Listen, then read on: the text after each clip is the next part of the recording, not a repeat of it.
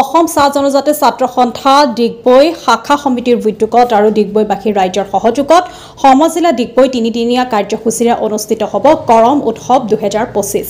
কৰম উৎসৱৰ লগত সংগতি ৰাখি আজি পুৱা মাৰাথন দৌৰ প্ৰতিযোগিতা অনুষ্ঠিত হয়। এই মাৰাথন দৌৰ আনন্দ বাগ চাহ বাগিচাৰ পৰা ডিগবৈ জুবলি ফিল্ডলৈকে প্ৰায় 21 কিলোমিটাৰ জুৰি অনুষ্ঠিত হয়। প্ৰতিযোগিতাখনত অংশগ্ৰহণ কৰে যোৰহাট, চৰাইদেউ, ডিব্ৰুগড় জিলাৰ প্ৰতিযোগীয়ে অংশগ্ৰহণ কৰে আৰু প্ৰতিযোগিতাৰ প্ৰথম স্থান দখল কৰে বিপিন মুণ্ডা যোৰহাটৰ আৰু দ্বিতীয় স্থান দখল কৰে অৰ্জুন দাস চৰাইদেউৰ। 5, 6, 7 ছেপ্টেম্বৰ 2025 বৰ্ষৰ শুক্ৰবাৰ, শনিবাৰ, দেওবাৰে পৰাগধৰ চলিহা প্ৰেক্ষাগৃহৰ ডিগবৈত অনুষ্ঠিত হ'বলগীয়া এই উৎসৱত সাংস্কৃতিক শোভাযাত্ৰা, বিভিন্ন প্ৰতিযোগিতাৰ লগতে সাংস্কৃতিক সন্ধিয়াৰ মূল আকৰ্ষণ জনপ্ৰিয় শিল্পী নীল আকাশৰ গীতৰ শৰাই আৰু আয়োজক সমিতিয়ে সকলো শ্ৰেণীৰ ৰাইজক উপস্থিতি কামনা কৰিছে। ডিগবৈৰ পৰা নিতুমণি শইকীয়াৰ ৰিপৰ্ট, নিভাজ অসম লাইভ।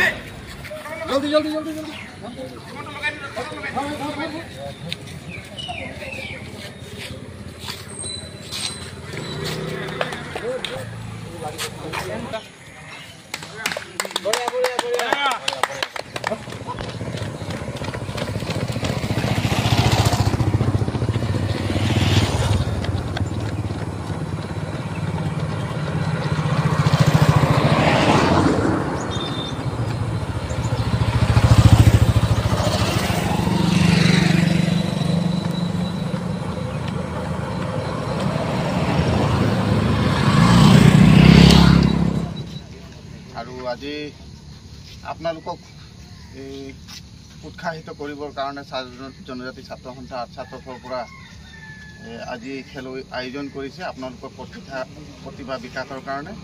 আশা ৰাখিছোঁ এই ক্ৰীড়াত অংশগ্ৰহণ কৰি আপোনালোকে বিশ্বৰ দৰবাৰলৈ আগবাঢ়ি যাব আৰু আপোনালোকক শুভেচ্ছা জনাইছোঁ। আপোনালোকে নিয়ম শৃংখলা যি আছে আপোনালোকে দৌৰিব, মই সকলোকে শুভেচ্ছা জনালোঁ।